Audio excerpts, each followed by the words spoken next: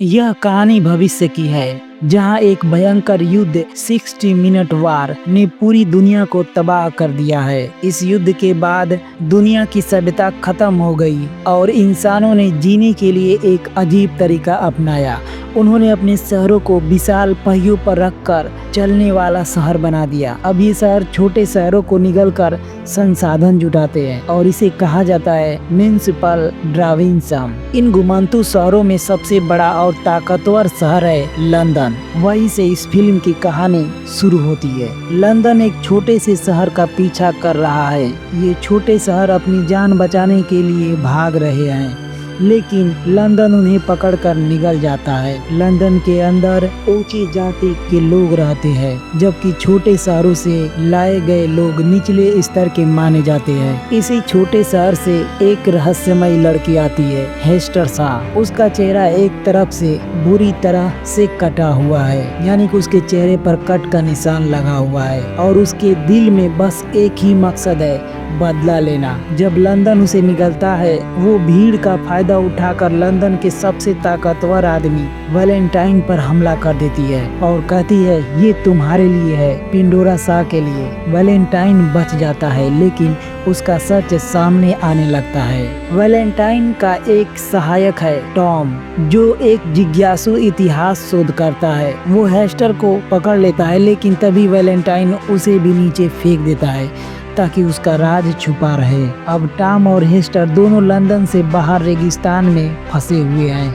हेस्टर उसे बताती है कि वैलेंटाइन ने उसकी माँ पिंडोरा शाह की हत्या की थी, क्योंकि उसने एक प्राचीन तकनीकी मेडूसा के रहस्य को खोज लिया था। टॉम को सच्चाई समझ आती है और अब दोनों का सफर शुरू होता है वैलेंटाइन को रोकने का। हेस्टर का पीछा कर रहा है एक खतरनाक साइबर्ग श्राइक। वो एक तरह का अनडेड सोल्डर है, रोबोट, जिसे स्टाल्कर कहा जाता है। श्राइक ने हेस्टर को बचपन में पाला था और चाहता है कि वो भी उसके जैसी स्टाल्कर बने, ताकि वो हमेशा साथ रह सके। लेकिन हेस्टर वहां से भाग गई। अब स्ट्राइक उसे ढूंढ रहा है और किसी भी कीमत पर उसे अपने जैसे बनाना चाहता है। हेस्टर और टॉम को कुछ लोग पकड़ लेते हैं और उन्हें गुलाम बना देते हैं, लेकिन तभी एक शक्तिशाली और करिश्माई महिला एना फांग आती है और उन्हें बचाती है। वो एंटी ट्रैक्शन लीग की सदस्य है, एक ऐसा समूह जो इन घुमंतू शहरों के खिलाफ है और चाहता है कि लोग अस्थायी शहरों में शांति से रहे। वो दोनों को एक उड़ने वाले शहर एयर हेवन ले जाती है। वहाँ उन्हें पता चलता है कि वैलेंटाइन ने मेडूसा, एक सुपर वेपन, को फिर से चालू कर दिया है। ये वही हथियार है जिसने पहले दुनिया को खत्म किया था। श्राइक हमला करता है एयर हेवन पर और बड़ी तबाही मचाता है। हेस्टर उसे रोकती है और अंत में श्राइक को मार देती है। मरते वक्त श्राइक उसे माफ कर देता है, जैसे किसी पिता की भावना जाग उठी हो।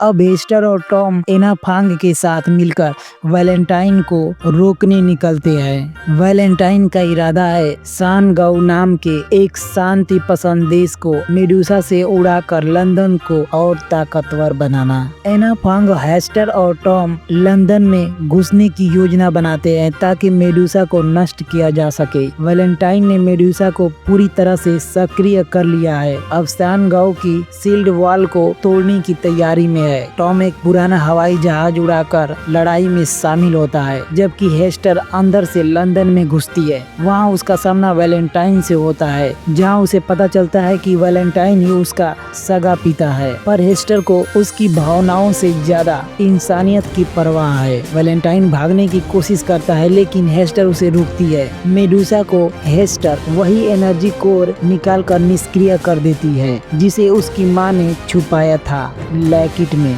मेडूसा फट जाता है और लंदन बर्बाद होने लगता है। टॉम हेस्टर को विमान से बचाता है और वैलेंटाइन मलबे में दबकर मर जाता है। अब लंदन का वर्चस्व खत्म हो चुका है। एंटी ट्रैक्शन लीग ने जीत हासिल की है। बचे हुए लोग सेन गांव में शरण लेते हैं। टॉम और हेस्टर अब एक नई शुरुआत करते हैं। न बदले की आग, न सत्ता की भूख, अब सिर्फ सच्चा प्यार, नई उम्मीद और एक बेहतर भविष्य। और यहीं पर ये मूवी की कहानी समाप्त हो जाती है। दोस्तों, आप सभी को ये मूवी की स्टोरी पसंद आई हो तो प्लीज वीडियो को लाइक कर दीजिए और चैनल पे नए हैं तो चैनल को सब्सक्राइब कर दीजिए।